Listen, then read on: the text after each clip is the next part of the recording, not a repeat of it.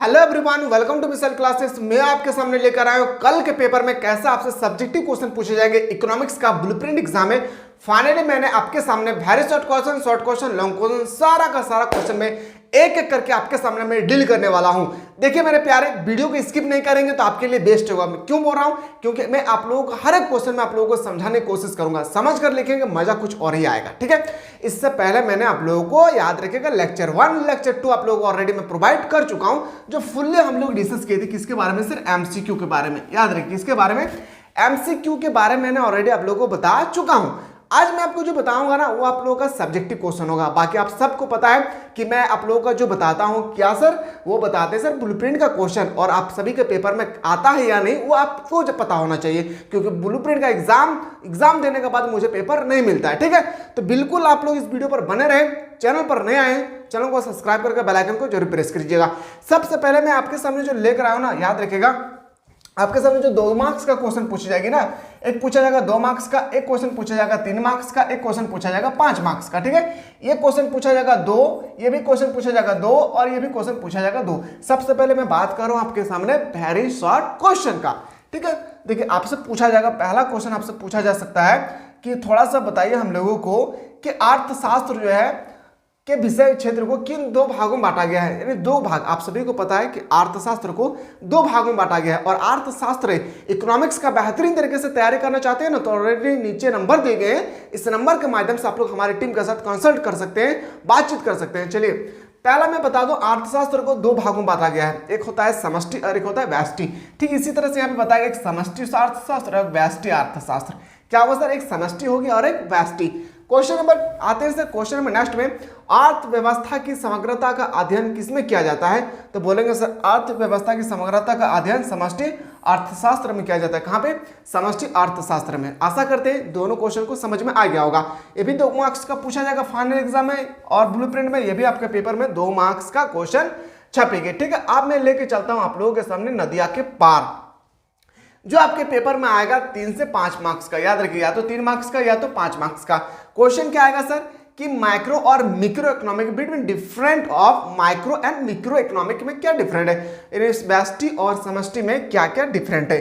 समझिए, बेहतरीन तरीके से समझना है, और फाइनल एग्जाम में ये क्वेश्चन 100% आपके पेपर में छपेगी। लिख के रख ले मेरे लाल, 100% छपेगी फाइनल एग्जाम में। ठीक है, समझिएगा व्यष्टि लिखा है और समष्टि। व्यष्टि अर्थशास्त्र में क्या होता है समझिए। व्यष्टि अर्थशास्त्र में व्यक्तिगत आर्थिक इकाइयों का अध्ययन किया जाता है। किसका सर? व्यक्तिगत की आर्थिक इकाई के बारे में अध्ययन किया जाता है। ठीक, इसके मैं ऑपोजिट में लेके चलूं समष्टि का, तो समष्टि में बताएगा समष्टि अर्थशास्त्र में सामूहिक, इसमें व्यक्तिगत, इसमें सामूहिक, इसमें व्यक्तिगत, इसमें सामूहिक। समझिए, व्यष्टि अर्थशास्त्र में व्यक्तिगत आर्थिक इकाइयों का अध्ययन किया जाता है। ठीक, इसका ऑपोजिट इसमें समष्टि अर्थशास्त्र में सामूहिक आर्थिक इकाइयों का अध्ययन किया जाता है। समझ में आ गया होगा पहला पॉइंट। दूसरा पॉइंट, व्यष्टि अर्थशास्त्र का विश्लेषण अपेक्षाकृत आसान होता है। जो व्यष्टि अर्थशास्त्र का आकलन करे, कैलकुलेशन करे या समीकरण करे तो आसान होता है, इजीली होता है। ठीक है, तथा इसमें बाकी क्षेत्र को सामान्य मान लिया जाता है, और बाकी सभी क्षेत्र को सामान्य रूप से मान लिया जाता है, उतना वैल्यू नहीं देते हैं। लेकिन ऑपोजिट आते हैं, समष्टि अर्थशास्त्र का अध्ययन एवं विश्लेषण कठिन होता है। बस एक तरफ अगर आपको याद है, दूसरा तरफ ऑटोमेटिक आप लिख सकते हैं, 60 सकते हैं अपने एग्जाम में। पॉइंट नंबर 3 पे, कीमत सिद्धांत एवं संसाधन के आवंटन की समस्या का अध्ययन व्यष्टि अर्थशास्त्र में किया जाता है। किसका सर? किसका अध्ययन व्यष्टि अर्थशास्त्र में किया जाता है? कीमत, और एक होता है संसाधन का आवंटन, व्यष्टि अर्थशास्त्र के अंतर्गत किए जाते हैं। ठीक है, ठीक, इसका ऑपोजिट आते हैं, समष्टि अर्थशास्त्र में आय एवं रोजगार निर्धारण का सिद्धांत का अध्ययन किया जाता है। आय एवं रोजगार के साधन का अध्ययन किया जाता है। ठीक है, एक तरफ याद कीजिए, दूसरा तरफ ऑपोजिट लिखना है। पॉइंट नंबर 4 पे आते हैं, और 4 ही पॉइंट एग्जाम में लिखना है, आपको बढ़ा चढ़ा कर नहीं लिखना है। ऐसा नहीं है कि 5 मार्क्स का आएगा तो हमको 5 पॉइंट लिखना होगा, ऐसा संभव नहीं है। ठीक है, 4 ही पॉइंट लिखना है, क्योंकि 4 जो पॉइंट है top of the most important है। ठीक है, व्यष्टि अर्थशास्त्र पूर्ण रोजगार की मान्यता पर आधारित है। व्यष्टि अर्थशास्त्र पूर्ण रोजगार की मान्यता पर आधारित है। ऑपोजिट पे आते हैं, समष्टि अर्थशास्त्र अपूर्ण रोजगार, इसमें बताया गया है पूर्ण रोजगार, इसमें बताया गया अपूर्ण रोजगार की मान्यता पर आधारित है। आशा करते हैं कि अगर आज के बाद ये क्वेश्चन आपके पेपर में आएगी तो आपको आसानी होगा लिखने में, समझ में आना चाहिए। व्यष्टि अर्थशास्त्र में व्यक्तिगत होती है, इसमें सामूहिक होगा। इसमें विश्लेषण करना आसान होता है, इसमें बस विश्लेषण करना कठिन होता है। इसमें कीमत सिद्धांत और संसाधन का आवंटन का समस्या व्यष्टि अर्थशास्त्र में क्या जाता है, समष्टि में क्या जाता है, आय और रोजगार का। इसमें पूर्ण रोजगार होती है, इसमें अपूर्ण रोजगार होती है। समझ में आ गया होगा ना। चलिए क्वेश्चन नंबर 2 पे मूव करते हैं। क्वेश्चन नंबर 2 है कि पूंजीवादी अर्थव्यवस्था की महत्वपूर्ण विशेषता क्या है। जो पूंजीवादी अर्थव्यवस्था है इसका महत्वपूर्ण विशेषता क्या है, समझिए। पहला, पूंजीवादी अर्थव्यवस्था ऐसी आर्थिक प्रणाली जिसमें उत्पत्ति के सभी साधनों पर व्यक्तियों का निजी स्वामित्व व नियंत्रण होता है। समझ में आ गया। निजी मतलब अपना स्वामित्व होता है, किसी और का नहीं, तथा आर्थिक क्रियाओं का संचालन निजी हित और लाभ प्राप्त के लिए उद्देश्य से किया जाता है। इन्हीं जो निजी पूंजीवादी है वो सिर्फ और सिर्फ अपने लिए करते हैं, ना कि सार्वजनिक के लिए। इसे हम लोग निजीवादी भी हम लोग बोल सकते हैं। तो इसकी विशेषता क्या है, इसकी खासियत क्या क्या है। पॉइंट नंबर 1, उत्पादन के साधनों पर निजी स्वामित्व का होता है। पॉइंट नंबर 2, बाजार में निर्गत को बेचने के लिए उत्पादन क्रिया किया जाता है। पूंजीवादी अर्थव्यवस्था में सभी आर्थिक क्रियाओं का को मुख्य उद्देश्य लाभ अर्जन करना होता है तथा इसमें सामाजिक अथवा सार्वजनिक कल्याण पर कोई ध्यान नहीं देता है। इसमें कभी भी क्यों ध्यान देंगे, क्योंकि अपने पैसा से वो फैक्ट्री ओपन कर रहे हैं। सरकार जो फैक्ट्री ओपन करते हैं उसको हम लोग सार्वजनिक बोलते हैं। मैं कोई साबुन का फैक्ट्री खोल रहा, बिस्किट का फैक्ट्री खोल रहा हूँ, ये मेरा हो गया अपना निजी फैक्ट्री। तो मैं क्यों सड़क बनाऊं, मैं क्यों सोशल वर्क करूं, यहाँ पे वो चीज बताया गया। पॉइंट 4, श्रमिकों की सेवाओं का क्रय विक्रय एवं निश्चित कीमत पर होता है, जिसे मजदूर दर कहा जाता है। मजदूर दर किसे कहते हैं, तो याद रखिएगा, श्रमिकों की सेवा का क्रय विक्रय एवं निश्चित कीमत पर होता है।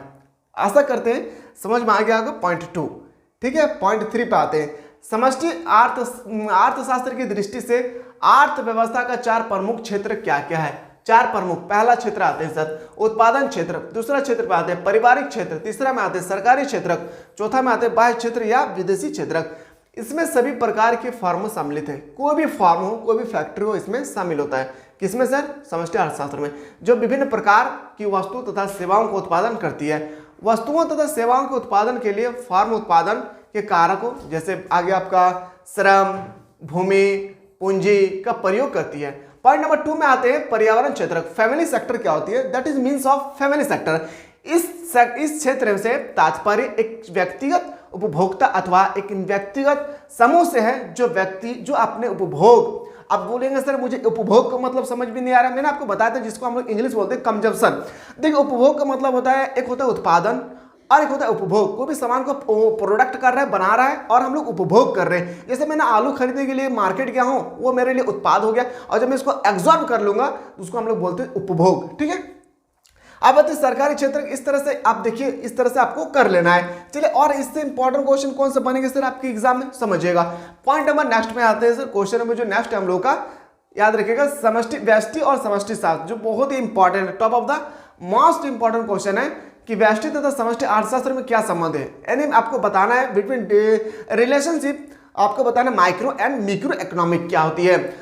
अर्थशास्त्र का अध्ययन, एक प्रश्न आपके पेपर में 3 मार्क्स का छपेगा।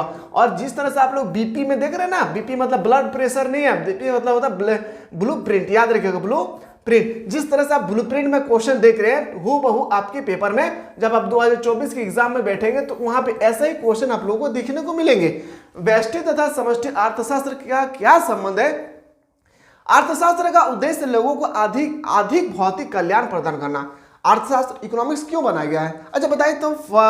आपका इकोनॉमिक्स में एग्रीकल्चर जो होती है वो क्यों बनाया गया, कृषि क्यों बनाया गया, ताकि लोगों तक कृषि जो है, किसान लोग फल को उत्पादन करके लोगों तक डिस्ट्रीब्यूट करें, इसी कारण से। और इस तरह से क्या होगा, हम लोग खाएंगे पिएंगे, एनर्जी होगा, हम लोग काम करेंगे, इस तरह से हमारे सोशल में क्या होगी, वर्क होगा, और इस तरह से हमारा समाज और आगे बढ़ेगी, हमारा देश और डेवलप होगी। ठीक इसी पर यहाँ पे वही चीज बताएगा कि अर्थशास्त्र का मुख्य उद्देश्य, मेन फैक्ट जो होती है ना, भौतिक कल्याण का मतलब होता है, याद रखिएगा। इस उद्देश्य की प्राप्ति व्यष्टि अर्थशास्त्र और समष्टि अर्थशास्त्र दोनों मिलकर करते हैं। व्यष्टि अर्थशास्त्र साधनों का बंटवारा करती है, तो समष्टि अर्थशास्त्र साधनों को पूर्ण रोजगार प्रदान करती है, जो मैंने अभी जस्ट आप लोगों को बताया था पहला क्वेश्चन में ही, ठीक है। अब आते हैं सर, तथा जीएनपी को अधिकतम करने का प्रयास करती है। तथा जीएनपी जो होती है, आप बोलेंगे सर जीएनपी क्या है, मैंने क्लास में ऑलरेडी मैंने आप लोगों को प्रोवाइड कर चुका हूं। इस प्रकार व्यष्टि अर्थशास्त्र तथा समष्टि अर्थशास्त्र एक दूसरे के पूरक है, पूरक का मतलब रिलेशनशिप में है, ठीक है। और नेशनल इनकम, राष्ट्रीय आय को अधिकतम करने के लिए दोनों सहसंबद्ध होकर कार्य करती है। इन्हें आप सोचेंगे सिर्फ समष्टि अर्थशास्त्र से हमारे देश का कल्याण हो, संभव नहीं है। सिर्फ व्यष्टि अर्थशास्त्र से हमारे देश का कल्याण हो, यह भी संभव नहीं है। लेकिन जब दोनों कंबाइंड हो गए, दोनों रिलेशनशिप में होकर स्टडी करेंगे या कोई भी काम को आगे बढ़ाएंगे तो फिर हमारे देश का कल्याण होगी। मूव करते हैं, अगला प्रश्न है आपके सामने। जो चीज मैं बता रहा हूं आप लोगों को ध्यान से देखना, ये भी प्रश्न आपके पेपर में 3 मार्क्स का पूछेगा। सर मुद्रा प्रवाह क्या है? मनी फ्लो, देखिए फ्लो मतलब होता है ढाल। हम लोग जैसे नाव चलाते हैं या हम लोग कोई भी चीज करते हैं, पानी पे तैरते हैं तो एक फ्लो होती है, धारा होती है, यस या नो। तो हम लोग धारा पे जैसे हम लोग अगर हाथ को अगर इस तरह से करके भी रखेंगे ना तो हम लोग बह जाते हैं, that is means of flow. आप समझते हैं सर कि मुद्रा प्रवाह क्या है? साधना सेवाओं के बदले फर्मों परिवारों को सेवा भुगतान करती है तथा फर्मों ने यहाँ पे याद रखिएगा, फर्मों जो है परिवारों को सेवा भुगतान करती है तथा वस्तु पूर्ति के बले परिवार फर्मों के वस्तुओं का भुगतान करते हैं। इस प्रकार फर्म से परिवार को और परिवार से फर्मों को मुद्रा का भुगतान किया जाता है। देखिए इनका बोलने का मकसद यही है कि कोई भी फॉर्म जो है ना, अब फॉर्म का मतलब ये नहीं है कि कोई भी एक फैक्ट्री की मैं बात कर रहा हूँ। फॉर्म का मतलब कोई भी फैक्ट्री हो सकता है, ठीक है। तो कोई भी फैक्ट्री कोई भी सामान को, प्रोडक्ट को जब वो बनाते हैं और हमारे पास तक पहुंचाते हैं, पहला। दूसरा, जब हमारे कोई भी आवश्यकता होती है कोई भी चीज की, जैसे मैंने आपको बता रहा हूँ मुझे साबुन की आवश्यकता है तो मैं साबुन खरीदने के लिए कहाँ जाऊँ? दुकान पे। तो दैट इज मीन्स ऑफ क्या है? दोनों क्या एक पूरक है। यानी मुझे अगर आवश्यकता है, मैं उत्पादन कर रहा हूँ किसका, तो बोलेंगे सर मैं प्रोडक्ट कर रहा हूँ, कोई साबुन फैक्ट्री बना रहा हूँ, साबुन फैक्ट्री में साबुन बना रहा हूँ, किसी व्यक्ति को चाहिए, अब उनको जरूरत है तो वो यहाँ पे आकर लेंगे। तो इस तरह से हम दोनों पर क्या हो रहा है? एक रिलेशनशिप हो रहा है। क्या हो रहा है? दोनों पे एक रिलेशनशिप हो रहा है, ठीक है। तो इस तरह से इसको हम लोग बोलते हैं मुद्रा प्रवाह, that is means of money flow. मुद्रास्फीति क्या है? ये प्रश्न जो है ना मेरे लाल आपका पेपर में 100% छपेगा फाइनल एग्जाम में। एकदम रट्टा लगा लेना है, क्या लगाना है? एकदम समझ जाना है और एकदम ये प्रश्न जो है आपके पेपर में आएगी। डेफ्लेशन किसे कहते हैं? इन्फ्लेशन मुद्रास्फीति या महंगाई किसी अर्थव्यवस्था के समय के साथ विभिन्न वस्तुओं एवं सेवाओं की कीमत में होने वाली एक सामान्य बढ़ोतरी को कहते हैं। कोई भी सामान की कीमत बढ़ जाती है, दैट इज मीन्स ऑफ स्फीति, ठीक है।